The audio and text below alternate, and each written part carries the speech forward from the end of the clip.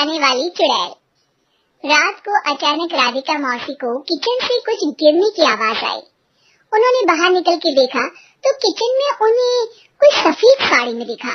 वो चीख पड़ी, भगवान, आलतू जलाल तू, आई बला को टाल तू, आलतू जलाल तू, आई बला को टाल तू। राधिका मौसी को चीखते सुनकर श्रवण बाहर आता है भागते हुए।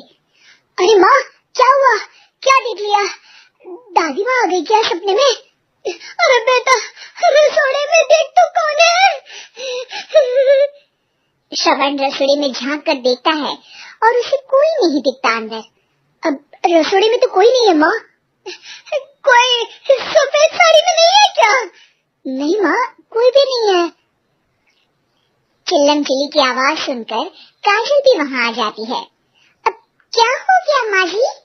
अरे बेटा, रसोड़े में एक चुड़ैल थी सफेद साड़ी में। अरे क्या कर रही थी वो अंदर?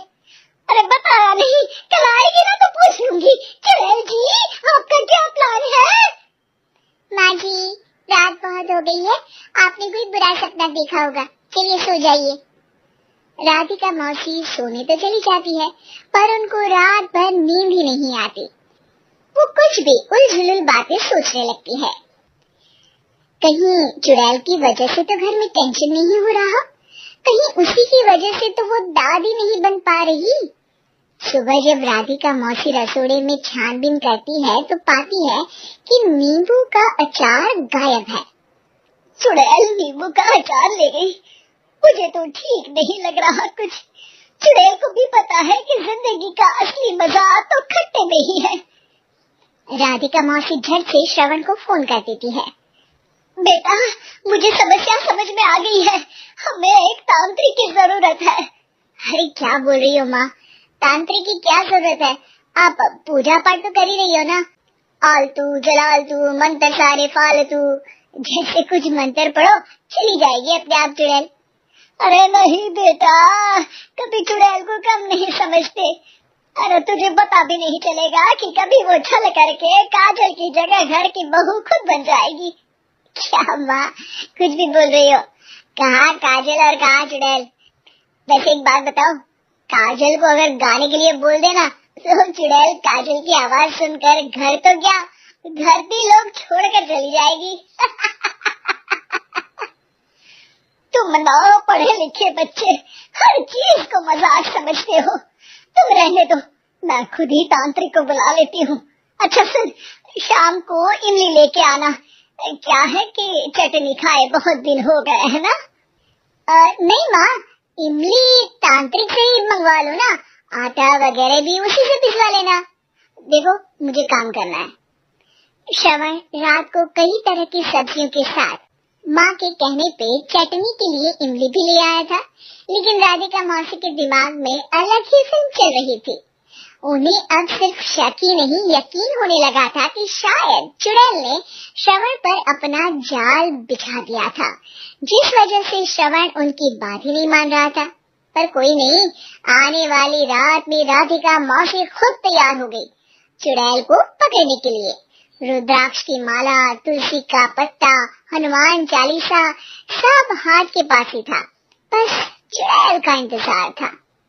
और जैसा राधिका मौसी ने सोचा था वैसा ही हुआ।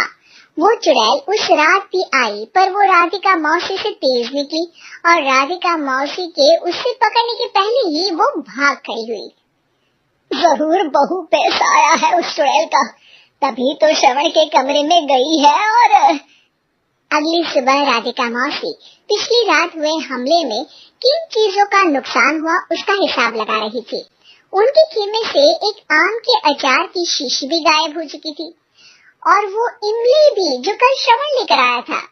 राधिका मौसी इस बारे में सोच ही रही थी कि श्रवण जल्दी से रसोड़े में आकर दवाइयों की पोटली ढूंढने लगता है। अरे बेटा, क्या हो गया?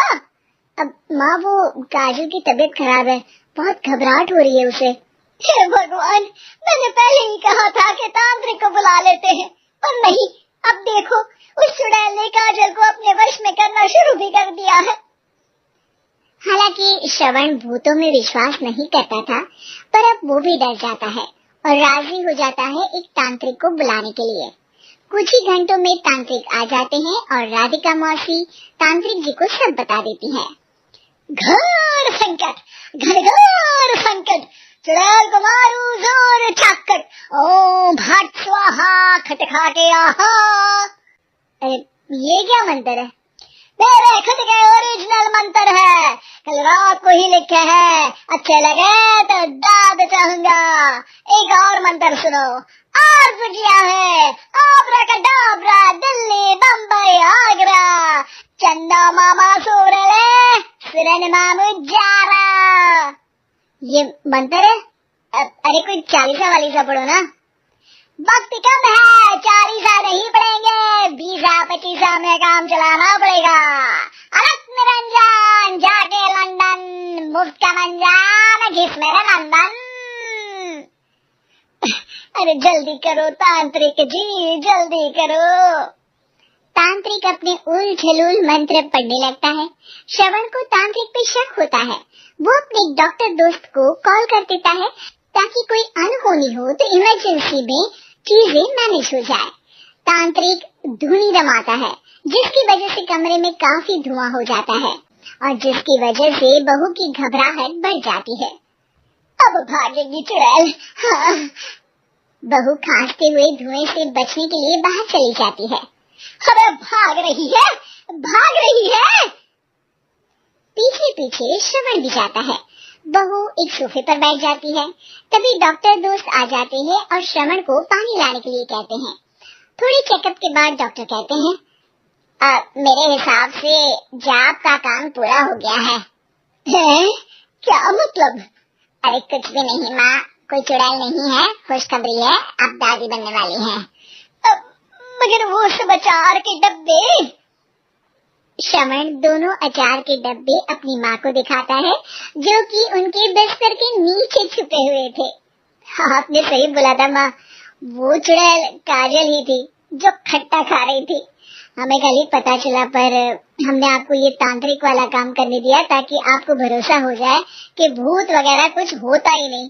अच्छा, ये तो बड़ी खुशी की बात है, पर बेटा मुझे एक झाड़ू तो ला दे। क्यों माँ? ये तांत्रिक का भूत उतारती हूँ मैं। अब तांत्रिक राधा मौसी के डर से घर से भाग निकलता है और राधा मौसी उसके पीछे भागती है। और संकट ये घनघोर है, तांत्रिक मुआचा।